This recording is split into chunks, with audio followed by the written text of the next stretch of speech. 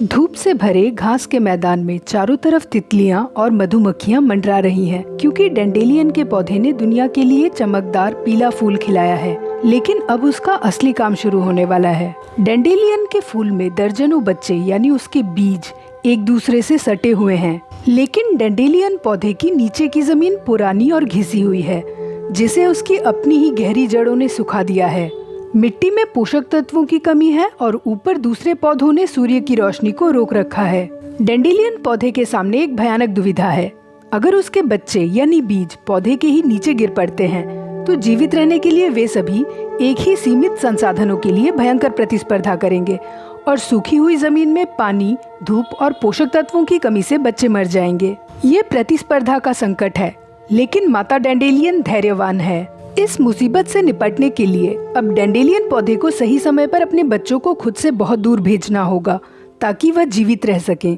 लेकिन डेंडेलियन के बीज पौधों से दूर पहुंचेंगे कैसे, ताकि बीजों के मरने का खतरा कम से कम हो और डाइवर्स लोकेशंस में बचे रहकर बीजों के पौधों में विकास होने की संभावना अधिक से अधिक। डेंडेलियन बच्चों की अपने माँ से दूर जाने की अविश्वसनीय यात्रा कैसे होगी, आइए जानते हैं इस ग्रेट एस्केप में। डेंडेलियन फूल में परागन के बाद एक जादुई परिवर्तन शुरू होगा। डेंडेलियन की पीली पंखुड़ियां झड़ जाएंगी और फूल का सिरा बंद हो जाएगा।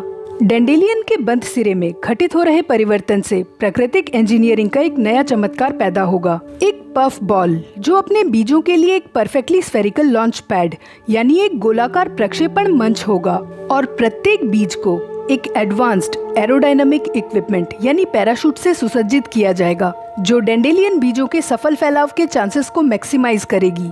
वैज्ञानिकों ने पता लगाया है ये कोई साधारण पैराशूट नहीं, बल्कि एक स्मार्ट पैराशूट है जो लगभग 100 पतले और हल्के ब्रिसल्स से बने होते हैं।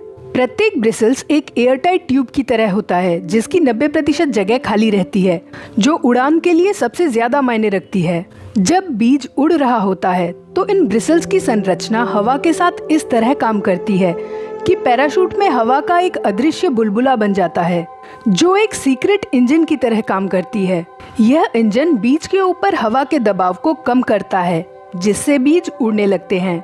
गीले पैराशूट ज्यादा दूर उड़ नहीं सकते, इसलिए हवा गीली या नम होने पर पैराशूट अपने आप बंद हो जाता है और जब हवा सूखी और तेज होती है तो ये खुलकर चौड़ा हो जाता है, जो लंबी यात्रा के लिए एकदम सही है। इसलिए जब तक रास्ता अधिकतम दूरी की गारंटी ना दे, तब तक पैराशूट से बंधे प्रीशियस कार्गो यानी डेंडेलियन के बीजों का प्रक्षेपण नहीं होता। पैराशूट से बंधे सारे बीज एक खास तरीके से जुड़े होते हैं, जिससे ऊपर की तरफ आने वाली हवा के झोंकों में उनका अलग होना 5 गुना आसान हो जाता है, जो उन्हें दूर तक ले जाएगा, बजाय नीचे की तरफ आने वाली हवा के झोंकों से, जो उन्हें सीधे जमीन में पटक देगा।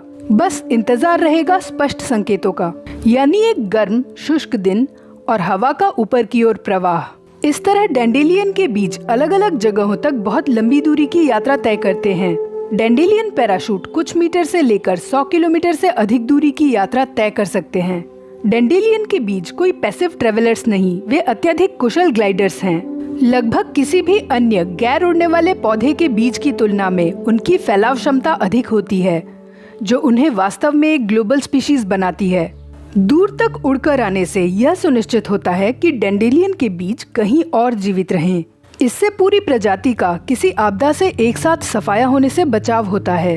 दोस्तों, डेंडेलियन पैराशूट कोई साधारण विज्ञान नहीं, बल्कि यह एक hi tech self regulating flight device है, जिसे प्रकृति द्वारा अधिकतम उड़ान के लिए डिजाइन किया गया है। यह प्रकृति का एक तरीका है जिसमें एक नन्हे पैराशूट का उपयोग करके हवा को नए पौधे लगाने का काम दिया जाता है। हाई लेवल इंजीनियरिंग के साथ बड़े पैमाने पर बीजों का उत्पादन डेंडेलियन की सर्वाइवल स्ट्रेटेजी है।